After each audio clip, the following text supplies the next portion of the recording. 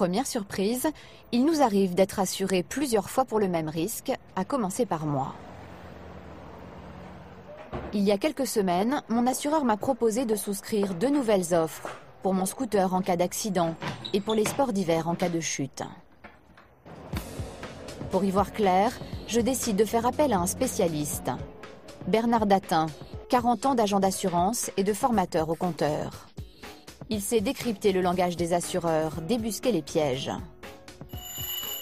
Depuis 10 ans, il défend désormais les assurés en détresse. Comme la plupart des Français, je possède une assurance pour mon habitation, mon scooter, la scolarité de mon enfant, mon téléphone portable et ma carte bancaire. Ces 2 nouvelles offres de mon assureur sont-elles vraiment nécessaires? Pour le découvrir, Bernard Datin va éplucher les conditions générales de mes contrats. Un contrat, c'est pas les conditions particulières. Les gens, ils ont souvent ça, une feuille 21-29-7, format A4, dans lequel fait marquer leur nom, leur adresse. Mais le contrat, c'est les conditions générales. C'est le secret, les conditions générales, c'est le plus important. C'est le contrat lui-même.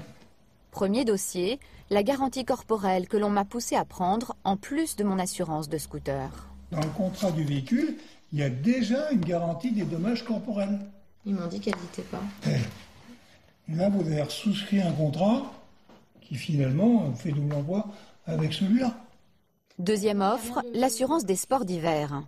L'expert va analyser mon contrat habitation. Il couvre en fait bien plus que mon simple logement.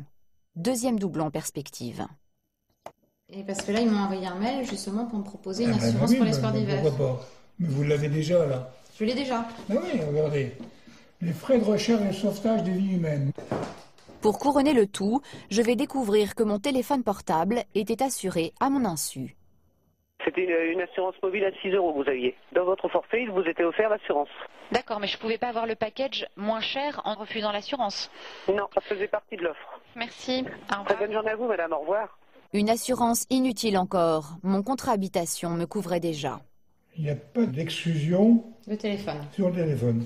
Donc, tout ce qui n'est pas exclu garanti. Je continue quand même. Au total, 3 doublons donc. J'aurais pu dépenser 300 € de trop chaque année. Et nous sommes des millions dans ce cas. Car nous ignorons que les contrats d'habitation peuvent couvrir des vols de téléphone, des frais de sauvetage, des extensions de garantie.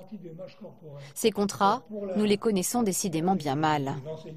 Vous commencez par signer, on vous donne les conditions générales, puis après vous mettez ça dans un placard à la maison avec une pile de droits dessus, puis vous ne les ressortez jamais. Sauf vous avez un sinistre, mais là il est trop tard. Et c'est là que vous vous apercevez que vous n'étiez pas bien garanti. Mal garanti ou assuré 2 fois, des pièges comme cela, j'en ai découvert d'autres lors de mon enquête.